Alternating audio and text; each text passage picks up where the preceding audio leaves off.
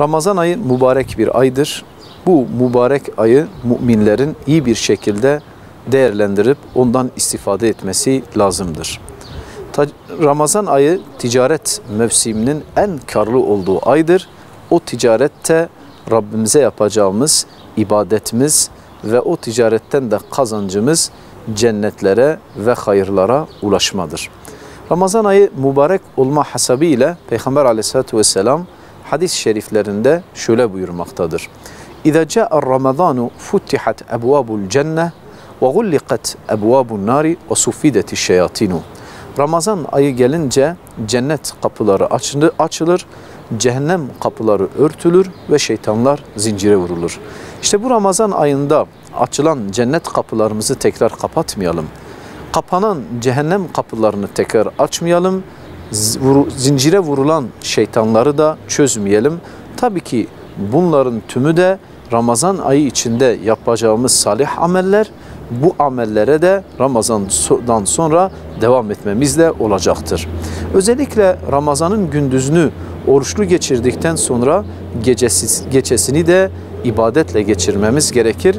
Peygamber aleyhissalatü vesselam yine bu konu ile Ramazan'ın gecesini teravih ibadetiyle geçirme konusunda şöyle buyurmaktadır. Men kâme Ramazâne imanen ve ihtisaben gufire lehu ma teqaddeme min zenbihi. Kim Ramazan'ın gecesini eğer namaz ile ihya ederse onun sevabını, hayrını Allah'tan bekleyerek ve sevabına inanaraktan Ramazan'ın gecesini namaz ile ihya ederse Allah-u Teala onun geçmiş günahlarını affeder. Yine Ramazan'da sahur yapma, sahur da berekettir. Peygamber aleyhissalatü vesselam buyurmaktadır. Tasahharu fe inne fi suhuri bereke. Sahur yapınız çünkü sahurda bereket vardır. Sahurun bereketi maddi anlamda bizlere bereket getirecek. Vücudumuza ve soframıza ve yine sahurun bereketi manevi anlamda bizlere bereket getirecektir. Bizim suhur vaktinde yapacağımız ibadetlerimiz ve gün içinde de yapacağımız ibadetler noktasında bizlere güç ve kuvvet verecektir. Yine Ramazan'da özellikle Kur'an halkalarına iştirak edip mukabelelere katılmak, Rabbimizin kitabından cüz okumamız biz Müslümanlara düşen önemli görevlerden bir tanesidir. Bu da Peygamber aleyhissalatü vesselamın sünnetinde varid olmuştur.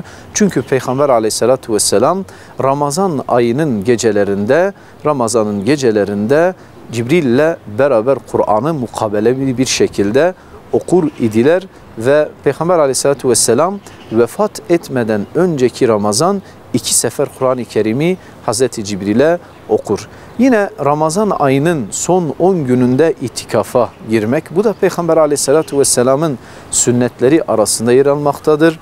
Bizler bu dünya hayatında meşguliyetlerimiz çoktur.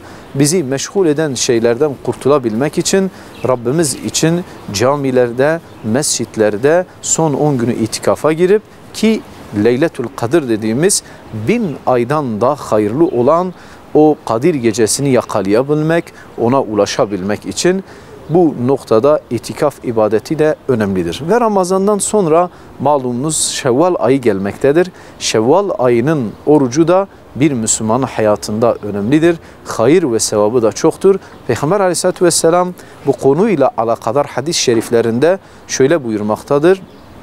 Men sâme Ramazâne thumme etba'ahu sitten mine şevvali.